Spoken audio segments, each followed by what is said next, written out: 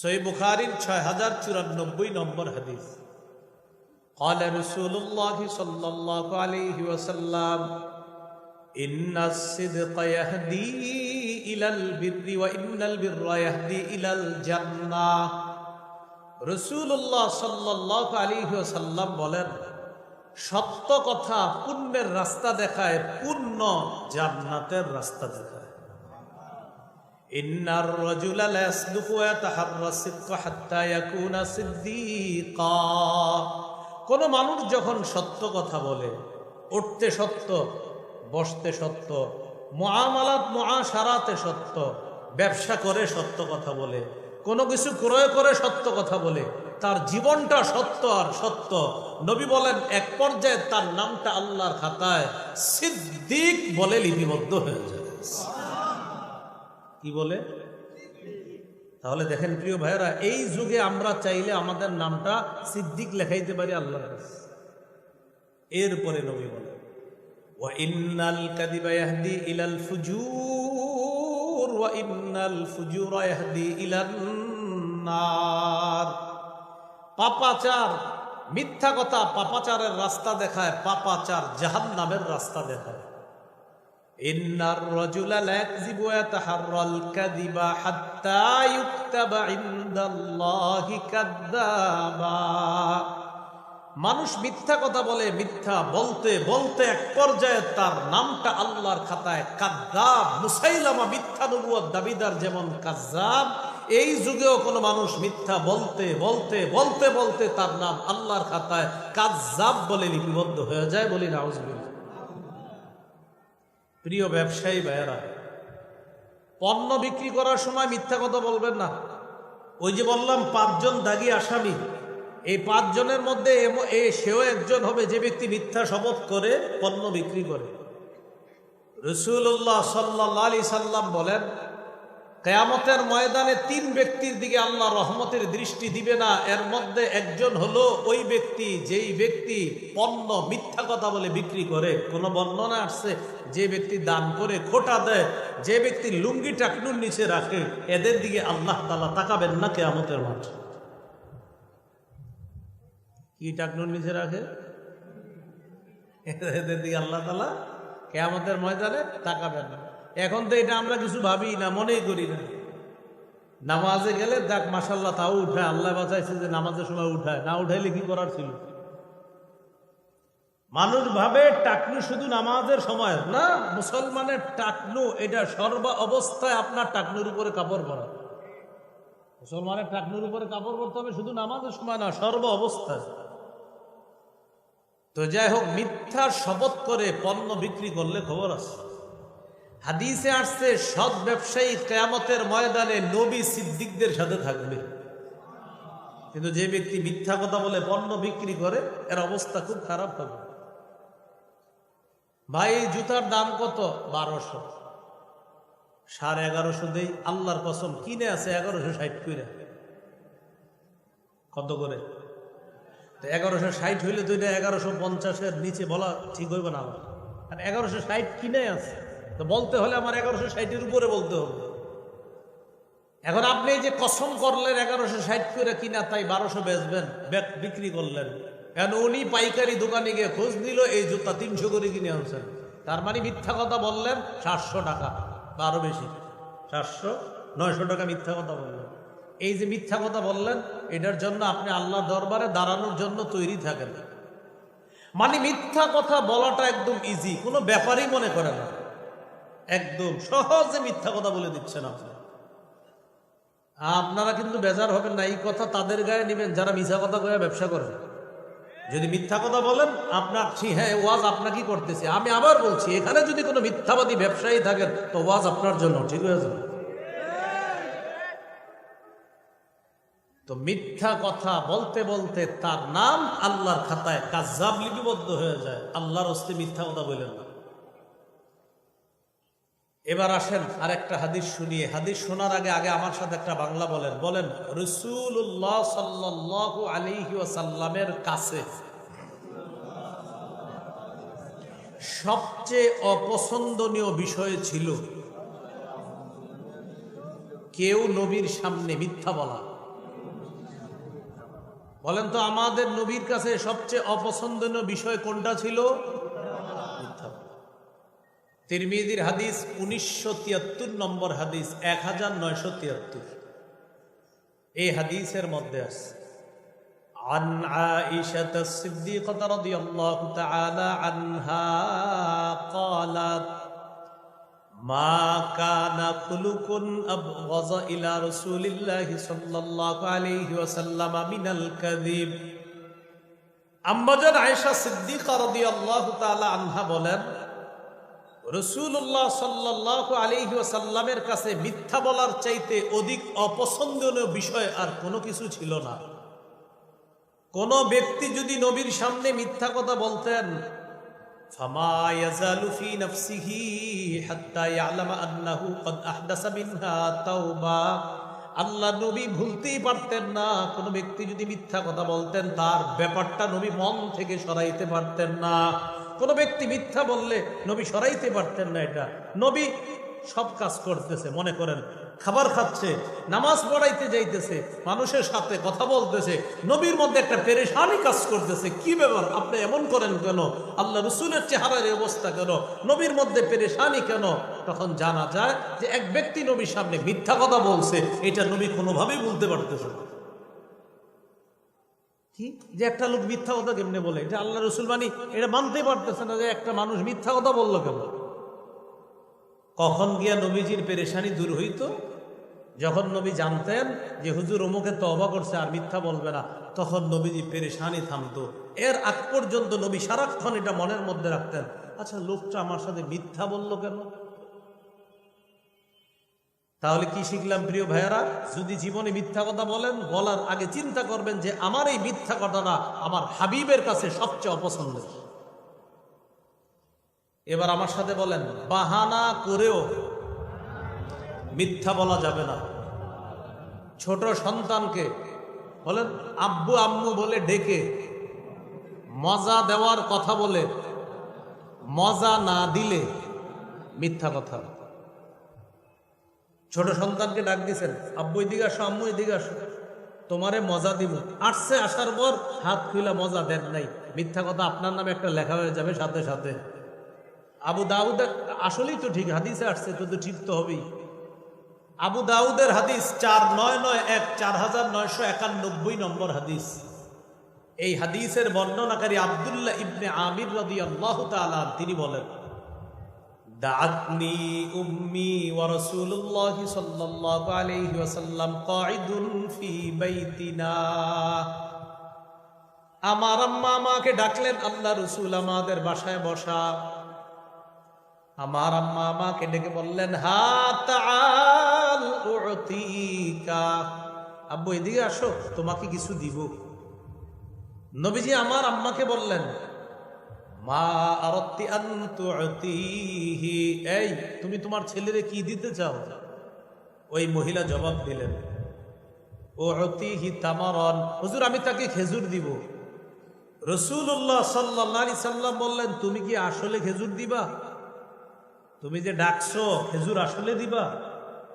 লাউলাম তুতিহি শাইআ কুতিবাত মিনকি ইনদাল্লাহি কাযিবা, তুমি তোমার সন্তানকে কিছু দিবে বলে ডাকার পর যদি তুমি তাকে কিছু না দাও, আল্লাহর খাতায় তোমার নামে একটা মিথ্যা কথা লেখা হবে।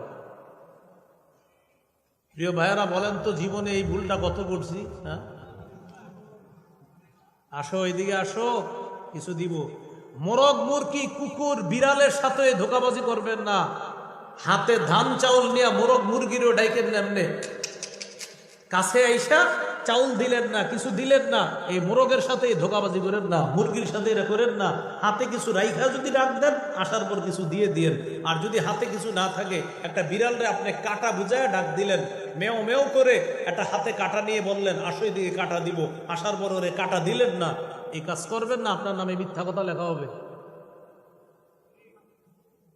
কি শিখলাম বলেন? বাহানা করেও কি করা যাবে না? মিথ্যা বলা যাবে না। এবার আরেকটা শিখেন, বলেন ক্ষুধা পেটে রাইখা, এই কথা বলা যাবে না। ক্ষুধা নাই, যদি ক্ষুধা রাইখা বলি ক্ষুধা নাই, বলেন বলেন বলেন, ক্ষুধা নাই, মিথ্যা কথা। পেটে আপনার ক্ষুধা আছে, কেউ যদি আপনাকে বলে খাইতে বসেন আর তখন যদি বলেন না ভাই ক্ষুধা নাই, কিন্তু আসলে ক্ষুধা আছে, আপনার পেটের মধ্যে দুইটা জিনিস একত্রিত হবে, ক্ষুধা, মিথ্যা। দলিল ইবনে মাজাহ 3298, 3298 নম্বর হাদিস। এই হাদিসের মধ্যে আসছে আসমা বিনতে ইয়াজিদ রাদিয়াল্লাহু তাআলা আনহার বর্ণনা। তিনি বলেন, উতিয়া রাসূলুল্লাহ সাল্লাল্লাহু আলাইহি ওয়াসাল্লাম বিতাআম, আল্লাহ নবীর সামনে খাবার আনা হলো। আনার পর আমরা যারা আল্লাহ নবীর সামনে আমরা বললাম লা নাশতাহি, খাবারের আমাদের চাহিদা নাই। নবীর সামনে খাবার আনা হলো, আমরাও ছিলাম, আমরা বললাম আমাদের খাবারের চাহিদা নেই। নবীজি আমাদের দিকে তাকায় বললেন, এই শোনো, খাবারের চাহিদা তোমাদের নাই তো আসলে। লা তাজমা'না জু'আন ওয়া কাযিবা, সাবধান, ক্ষুধা রাইখা বইল না যে ক্ষুধা নাই। ক্ষুধা রাইখা যদি বলো ক্ষুধা নাই, খাবারের প্রতি চাহিদা নাই, তাহলে তোমার পেটে দুই জিনিস জমা করলা, একটা মিথ্যা জমা করলা আর একটা তুমি ক্ষুধা জমা করলা। ক্ষুধা রাইখা যদি বলো ক্ষুধা নাই, এক পেটে খিদা রাখলা, খিদা রাইখা দুনিয়াতে কষ্ট পাইলা, আর একটা মিথ্যা পেটে ঢুকাইলা, এটার কারণে আখেরাতে কষ্ট পাবো। এখন বলেন এই ভুলটাও আমাদের হয় কিনা? অনেক সময় বলে ফেলি, খিদা থাকলে কোন আল্লাহর ওলি বুজুর্গ যদি বলে আপনারে ভাই খান, কারণ আমরা অনেক সময় লজ্জায় বুজুর্গদের সামনে খাইতে চাই না, কিন্তু পেটে খিদা আছে, বিসমিল্লাহ কইরা বরকত হিসাবে শুরু করে দিবে। হ্যাঁ, বিসমিল্লাহির রহমান, হুজুর বলছে বিসমিল্লাহির রহমান, খানা শুরু করে। হ্যাঁ, একটু আদব বজায় রাখেন সামনে, সমস্যা নেই, আপনি একটু ভদ্রভাবে বৈশা, হুজুর বলছে খান, তো আপনার পেটে খিদা আছে, বিসমিল্লাহির রহমান শুরু করে দেবেন, মিথ্যা কথা বলা যাবে না। আর যদি বলেন খাবেন না, বললেন যে হুজুর এখন খাবো না পরে খাবো, এটা বলেন, কিন্তু বললেন না যে ক্ষুধা নাই, আসলে তো ক্ষুধা আছে, প্রচুর ক্ষুধা। এই টাইমে আপনার সামনে হুজুরের বিরিয়ানি দিছে, বলেন বিরিয়ানির ঘেরানে কার মন না চায় বিরিয়ানি খাইতে, ওই টাইমে আপনার বলছে খান, আপনি বললেন ক্ষুধা নাই। কি সুন্দর মিথ্যাটা যে পেটে ঢুকাইলেন। বিরিয়ানির সময় যদি ক্ষুধা রাইখা বলেন ক্ষুধা নাই, তাহলে মিথ্যা কথাটার পাওয়ারটা কত বেশি হয়। তো ভাই, যদিও বিষয়টা একটু হাসির মতো মনে হচ্ছে, কিন্তু আমরা এই ভুলগুলা অহরহর করে থাকি। তাহলে ক্ষুধা, মিথ্যা এক পেটে একত্রিত করা যাবে না। আল্লাহ তাআলা আমাদেরকে এইভাবে এই জাতীয় মিথ্যা থেকে হেফাজত করুন। এবার আমার সাথে বলেন, মানুষকে হাসানোর জন্য বলেন মিথ্যা কথা বলা যাবে না। প্রয়োজনে সঠিক কথা বলে হাসানো দোষণীয় নয়। মিথ্যা বলে হাসানো যাবে না, সত্য বলে আপনি হাসান। ইসলাম সত্য বলে হাসানো শিখেছে। যেমন আপনাদের একটু হাসাই, বুখারীর একটা হাদিস শোনাই, হাসি দেওয়ার জন্য রেডি হন। হ্যাঁ, বেশি জোরে হাসি দেন না, একটু হালকা আপনার মুস্কি হাসবেন, এবার হাসবেন, হাসি আসবে শিওর, কিন্তু শোনেন। বুখারীর বর্ণনা, রাসূলুল্লাহ সাল্লাল্লাহু আলাইহি সাল্লামের কাছে এক সাহাবী আসলেন। আসার পর বললেন, ওয়াকাতু আলা ইমরাআতি ফি রমাদান, ইয়া রাসূলুল্লাহ, রমজান মাসে আমার দ্বারা এমন কিছু হয়ে গেছে যেটা রমজানের বাহিরে বৈধ কিন্তু রমজানে অবৈধ। এখানে অনেক বাচ্চারা আছে, এই জন্য আমি বাংলাটা এইভাবেই বললাম। বাংলাটা আপনারা আশা করি বুঝতে পারছেন যে ইয়া রাসূলুল্লাহ, রমজানের বাহিরে যে বিষয়টা হালাল, ওই কাজটা রমজানে হারাম হয়, এরকম কিছু একটা আমার হয়ে গেছে, আমি এখন কি করব? আশা করি বুঝে আসছে সবাই। তো রাসূলুল্লাহ সাল্লাল্লাহু আলাইহি সাল্লাম বললেন, গোলাম আজাদ করে দাও। সাহাবী বললেন, হুজুর আমার টাকা পয়সা নেই গোলাম আজাদ করার মতো। নবীজি বললেন, আতইম সিত্তিনা মিসকিনা, তাহলে 60 জন মিসকিনকে খাওয়ায়া দাও। সাহাবী বললেন, হুজুর টাকা পয়সাই নেই, আমি 60 জনকে খাওয়াবো কেমনে? রাসূলুল্লাহ সাল্লাল্লাহু আলাইহি সাল্লাম বললেন, তাহলে সুম শাহরাইনি মুতাতাবিআইন, টানা 2 মাস রোজা রাখো, মানে 60টা, মাঝে একটাও ভাঙা যাবে না। 59 নাম্বারটা ভেঙে ফেললে আবার 60টা রাখতে হবে, কথার কথা। তিনি জবাব দিলেন, হুজুর আমার ওজর আছে, আমার দ্বারা 60টা সম্ভব হবে না টানা। তাহলে গোলাম আজাদও পারবে না, 60 জন মিসকিনকেও খাওয়াতে পারবে না, আবার টানা 60টা রোজা রাখতেও পারবে না, ওজর আছে। নবীজি বললেন দেখি কি করা যায়। ইতিমধ্যে নবীজির কাছে এক ব্যাগ খেজুর আসছে হাদিয়া। খেজুর আসার পর নবীজি বললেন, আচ্ছা ওই ব্যক্তি কোথায় যিনি মাত্র আমার কাছে মাসালা জানতে চাইলা? উনি বললেন, হুজুর আসি। নবীজি বললেন, নাও খেজুরগুলা নাও, তাসাদ্দাক বিহা, এগুলা সদকা করে দিবা, আল্লাহ তোমাকে মাফ করে দিবে। তিনি বললেন, হুজুর কারে সদকা করব? নবীজি বললেন, তোমার চেয়ে গরিব যারা। এবার আপনারা মন দিয়ে শুনেন কি বলে। কয়, হুজুর এই দুই বর্ডারের মাঝে যে এলাকাটা আছে আমার চেয়ে তো গরিব আর কেউ নেই। এই যে একটা হাসি দিচ্ছেন না আপনারা, সব হয়েছে আল্লাহ রসুল ঠিক এই কথাটা শুনে একটা হাসি দিছে, নবীর সামনের পাটের দাঁতগুলা দেখা যাচ্ছে। এই জন্য এখানে আমাদের ওস্তাদরা পড়াইতেন, ওস্তাদ হাসতেন, আমাদেরকে হাসাইতেন। এই হাসিতে আল্লাহ সওয়াব দেয়, আর মিথ্যা বলে হাসাবেন যেটা, সেটা দেয় গুনাহ হবে। বুঝে আসছিনি কথাটা? রাসূলুল্লাহ সাল্লাল্লাহু আলাইহি সাল্লাম এটা শুনে হাসলেন। হাসার পর বললেন, তো কি করা? ফান্তুম ইজান, নেও খেজুরগুলা নাও, তোমরাই ঘরে গিয়ে খাও, যাও। তোমার সে গরিব কেউ নাই, এখন তুমি নাও, ঘরে গিয়ে তোমরাই খাও। তাহলে ভাই আমরা গুরুত্বপূর্ণ একটা কথা শিখলাম, হাসির ছলেও মিথ্যা বলবো না, কাউকে হাসানোর জন্য আমরা মিথ্যা কথা বলবো না। তিরমিজির হাদিস 2315 নম্বর হাদিস। এই হাদিসের মধ্যে রাসূলুল্লাহ সাল্লাল্লাহু আলাইহি সাল্লাম বলেন, ওয়াইলুল লিল্লাযী ইউহাদ্দিসু বিল হাদিসি লিইউদহিকা বিহিল কওম ওয়াইলুল লাহু ওয়াইলুল্লাহ। রাসূলুল্লাহ সাল্লাল্লাহু আলাইহি সাল্লাম বলেন, ওয়াইলুন, ওই ব্যক্তির জন্য ধ্বংস যে ব্যক্তি ইউহাদ্দিসু কথা বলে, ফায়াকযিবু আর মিথ্যা কথা বলে, লিইউদহিকা বিহিল কওম মানুষকে হাসানোর জন্য মিথ্যা কথা বলে, ওয়াইলুল লাহু ওয়াইলুল্লাহ তার জন্য ধ্বংস, তার জন্য ধ্বংস, তার জন্য ধ্বংস যে মানুষকে মিথ্যা কথা বলে হাসানোর জন্য। আল্লাহ আমাদের এই মসজিদগুলা, মাহফিলগুলাকেও মিথ্যা কথা থেকে হেফাজত করেন। তাহলে কি শিখলাম ভাই? একটা শিখলাম মিথ্যা বলতে বলতে কাযযাব হয়ে যায়। আরেকটা শিখলাম রাসূলুল্লাহ সাল্লাল্লাহু আলাইহি সাল্লামের কাছে সবচেয়ে অপছন্দনীয় বিষয় মিথ্যা বলা। আরেকটা শিখলাম বাহানা করেও আজকে থেকে আমরা কখনো মিথ্যা বলবো না। আরেকটা জিনিস শিখলাম, পেটে ক্ষুধা রাইখা আমরা কখনো মিথ্যা কথা বলবো না। আরেকটা জিনিস শিখলাম, মানুষকে হাসানোর জন্য আমরা কখনো মিথ্যা কথা বলবো না। এবার বলেন, পরিণতি চিন্তা না করে বলেন, একটা মিথ্যা কথা বললে 70 বছর জাহান্নামী হওয়া লাগতে পারে। পরিণতি চিন্তা না করে কথা বলে কিভাবে দেখেন, 3 জন 4 জন আমরা একসাথে হয়েছি, তখন বলে ফেলে এইভাবে, ও অমুকে, আরে কইস না, হ্যাঁ কি ভালো মানুষ, আন্দাজি, হ্যাঁ আর কি, মানে কথার কথা বলে ফেলছি। এক ব্যক্তির নামে কিছু মিথ্যা কথা বললাম, ওই ব্যক্তি আমার সাথে দেখা হল, কি তুই নাকি আমার নামে চা দোকানের সামনে এগুলো বলছিস?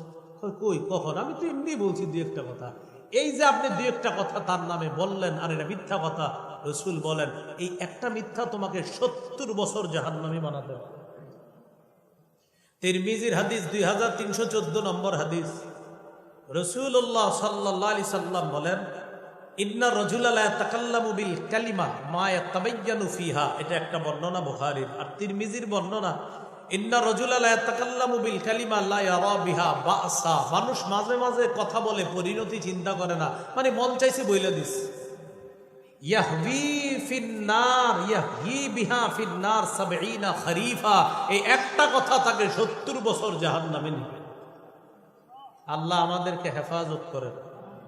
এবার আমার সাথে বলেন, একটা মিথ্যা কথা বললে এই মিথ্যা কথার দুর্গন্ধে ফেরেশতারা ওই মুহূর্তে 1 মাইল দূরে চলে যায়। একটা মিথ্যা কথার দুর্গন্ধে ফেরেশতারা 1 মাইল দূরে চলে যায়। তিরমিজির বর্ণনা 1971 নম্বর হাদিস। এই হাদিসের মধ্যে আসছে, রাসূলুল্লাহ সাল্লাল্লাহু আলাইহি সাল্লাম বলেন, ইদা কাযাবাল আবদু তাবাআদা আনহুল মালাইকা মিলান মিন নাতনিমা জাআ বিহি। কোন মানুষ যখন মিথ্যা কথা বলে, তার থেকে ফেরেশতারা তার মিথ্যার দুর্গন্ধে 1 মাইল দূরে চলে যায়। বলি নাউযুবিল্লাহ। এবার আমার দিকে তাকান, একজন মানুষ, এই মানুষটা ফরজ ইবাদত করে, নফল ইবাদত করে, তাহাজ্জুদও পড়ে, কিন্তু আবার কিছু হারাম কাজ করে। এই মানুষটা ফরজ আবাদত করে, ওয়াজিব আবাদত করে, নফল একটু কম করে, কিন্তু হারাম কাজ করে না। এই লোকটা প্রচুর আবাদত করে, পাশাপাশি কিছু হারাম কাজও করে ফেলে। এই লোকটা ফরজ ওয়াজিবগুলা ঠিক রাখে, নফল পারলে পরে, না পারলে অতটা পরে না, কিন্তু একটা হারাম কাজও করে না। নবীজি বলেন এই লোকের আবাদত প্রচুর কিন্তু হারামের মধ্যে লিপ্ত আছে। এই লোকের আবাদত একটু কম কিন্তু হারামে লিপ্ত নাই। আমি নবী এই যে হারাম থেকে বেঁচে থাকলো তাকে পৃথিবীর মানুষের মধ্যে শ্রেষ্ঠ আবাদত গুজার বান্দা বলে ঘোষণা করলাম। হারাম থেকে বাঁচা। তিরমিজির হাদিস 2305 নম্বর হাদিস। আবু হুরায়রা রাদিয়াল্লাহু তাআলা আনহুর হাত ধরে রাসূল সাল্লাল্লাহু আলাইহি সাল্লাম বললেন, আবু হুরায়রা তোমারে কয়েকটা বিষয় শিখিয়ে দিই। 1 নাম্বার, ইত্তাকিল মাহারিমা তাকুন আবাদান নাস।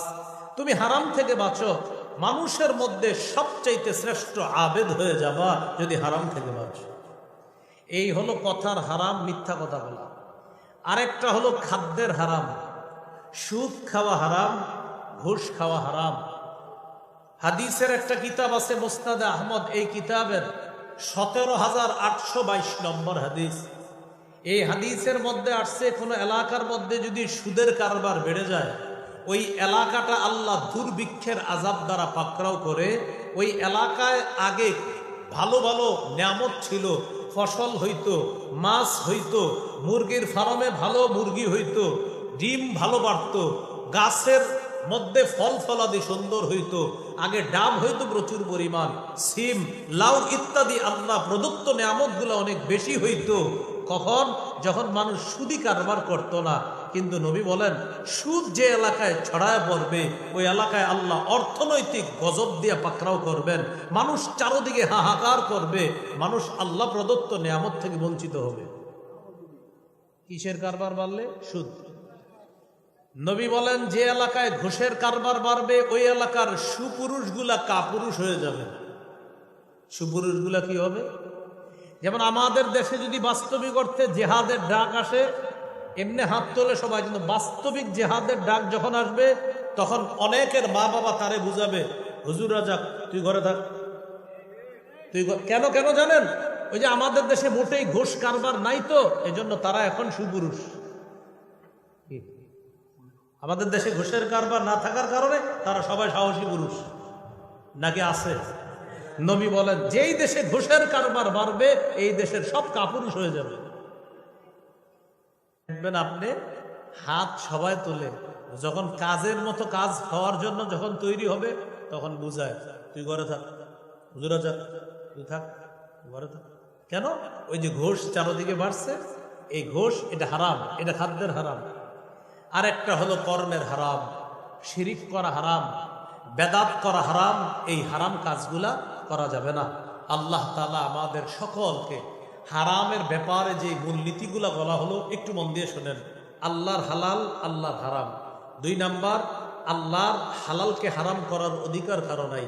3 নাম্বার, রাসূলুল্লাহ সাল্লাল্লাহু আলাইহি সাল্লামের কোনো বিষয় হারাম করাটা আল্লাহর হারাম করার মতোই হারাম হয়ে যায়। এখান থেকে একটা গুরুত্বপূর্ণ জিনিস আপনারা শিখছেন, নামাজের কথা কোরআনে আছে, নামাজ পড়ো। 2 রাকাত ফজর নামাজ, এটাও কোরআনে আছে। এটা কোথায় আছে? মাশাআল্লাহ, বলেন কোরআনের ব্যাখ্যা হাদিসে আছে। এইভাবে বললেন কোরআনের ব্যাখ্যা হাদিসে আছে। নামাজ পড়ো কোরআনে আছে। জোহর 4 রাকাত কোরআনে আছে। কোথায় আছে? পুরোটা বলেন, কোরআনের ব্যাখ্যা হাদিসে আছে। এভাবে ইনশাআল্লাহ বলে দিতে পারবেন না? হ্যাঁ, তো এইভাবে মনে রাখবো আমরা। 4 নাম্বার, হালাল স্পষ্ট, হারাম স্পষ্ট, মাঝে কিছু অস্পষ্ট সন্দেহযুক্ত জিনিস আছে, এগুলা থেকে আমাদের বেঁচে থাকতে হবে। এটা দিয়ে বুঝিয়েছিলাম যে হারামের মধ্যে পড়ে যাওয়ারও যদি সম্ভাবনা থাকে সেখানে আমরা যাব না, সেটার কাছাকাছি আমরা হব না। আল্লাহ তাআলা আমাদের সকলকে হালাল জীবন যাপন করার তৌফিক দান করেন, হারাম থেকে বাঁচার তৌফিক দান করেন। তো যে বিষয়টা আমরা জানলাম, হক নষ্ট করা এটাও হারাম, বান্দার হক নষ্ট করা এটাও হারাম। এটা আর একটা বিষয়। প্রশ্ন দিয়ে না মাহফিলে, প্রশ্নের উত্তর আমি দেই না, মুফতি সাহেবদেরকে দিয়ে দিই। হ্যাঁ, আল্লাহ তাআলা আমাদের সকলকে যে কথাগুলো বললাম শুনলাম আমরা যেন আমল করতে পারি, আল্লাহ তৌফিক দান করেন। উনি আমার কানে কানে বললেন, হুজুর হক নষ্ট করার কথা, তওবা কবুলের 4টা শর্ত আছে। 4 নাম্বার শর্তটা হলো আমার জিম্মায় কারো হক থাকলে হক আদায় করে দিতে হবে। আল্লাহ এটা মাফ করবে না। যতদিন বান্দার হক আমি আদায় না করব ততদিন কিন্তু আল্লাহ তাআলা মাফ করবে না। বান্দার হক বান্দা আদায় করতে হবে। আজকের হালাল হারাম বিষয়ের যে আলোচনাগুলা, আমার একটা সংকলন মিম্বরে আমানত, এটা যাদের কাছে আছে 3 নাম্বার খণ্ডে এই আলোচনাটা পাবেন। আজকের আলোচনাটা হালাল হারাম সম্পর্কে আলোচনাটা 1 থেকে 10 খণ্ড কিতাব, সন্তানের 64র অধিকার প্রথম খণ্ড, দ্বিতীয় খণ্ড শিরিক বেদাত, তৃতীয় খণ্ড হালাল হারাম, চতুর্থ খণ্ড স্বামী স্ত্রীর অধিকার, পঞ্চম খণ্ড লা ইলাহা ইল্লাল্লাহর ব্যাখ্যা, ষষ্ঠ খণ্ড নামাজ, সপ্তম অষ্টম খণ্ড পাক নাপাক নামাজের মাসালা, নবম খণ্ড যাকাত, রমজান, রমজানের শেষের দিকে গুনাহ মাফ করা এবং রমজানের ঈদ, দশম খণ্ডে রমজান পরবর্তী 8টি করণীয়, এই করণীয়গুলা রমজান পরবর্তী দশম খণ্ডে আছে। হজের কথা, কোরবানির কথা। কোরবানির গরুটা কেনার আগে আমি আপনাদেরকে বলবো, মিম্বরে আমানতের 10 নম্বর খণ্ডটা একটু পড়বেন, গরুটা কোন টাইপের কিনবেন। আমরা গরু কেনার পরে হুজুরদেরকে ফোন দিই, হুজুর শিঙে সমস্যা, দাঁতে সমস্যা, এই জন্য ওটা পইরার পরে কিনতে যাবেন, তাহলে দেখবেন ইনশাল্লাহ সমস্যাটা হবে না। ঈদের পর, কোরবানির ঈদের পর একটা মেহমানদারির আয়োজন হয় আমাদের দেশে, মুসলমান দেশগুলোতে। মেহমানদারি কেমনে করবেন এই আলোচনা 10 নম্বর খণ্ডে। আর মেজবান যারা আছি আমরা, মেজবানদের কি করণীয়, আর মেহমান যারা আছি আমাদেরও কি করণীয়। আমরা যে আরেকজনের বাড়ি থেকে একদম খামু সুমু শুয়ে থাকবো আর বাইর হমু না, এরকম যে ঠিক না, এই বিষয়গুলা 10ম খণ্ডে আছে। মুহররম মাসের আলোচনা সাহাবীদেরকে কেন্দ্র করে, কারবালাকে কেন্দ্র করে 10ম খণ্ডে। ঘরের কোনায় এসে কাউয়া যদি কাকা করে, অনেকে মনে করে আমার ছেলে মেয়েটা মনে হয় ভালো নাই বিদেশে, এইটা ঠিক না, কুসংস্কার। এই বিষয়গুলা 10ম খণ্ডে আছে। 1 থেকে 10 খণ্ড আপনারা সংগ্রহ করে নেবেন, অনলাইনে পাওয়া যায়। আর ওরা এখানে গাড়িতে নিয়ে এসেছে, অনলাইনে যে দামে পাওয়া যায় এর চেয়ে একটু কম দামে ওদের কাছে পাবেন সম্ভবত। ওদের কাছ থেকে 10 খণ্ড যদি পারেন 10 খণ্ডই সংগ্রহ করে নেন, আর চাইলে ভেঙে ভেঙেও ওরা বিক্রি করে, ওদের কাছ থেকে নিতে পারেন। গাড়িতে আছে, গাড়ির কাচ না ভেঙে ওখান থেকে সংগ্রহ করবেন। আল্লাহ আমাদের সকলকে যে কথাগুলা বললাম শুনলাম, হালাল জীবন গ্রহণ করা, হারাম থেকে বেঁচে থাকার তৌফিক দান করেন। আমিন ওয়া আখিরু দাওয়ানা আনিল হামদুলিল্লাহি রাব্বিল আলামিন।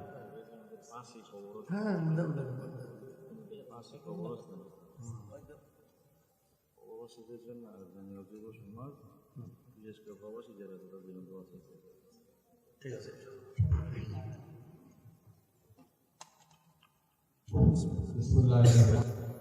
সূরা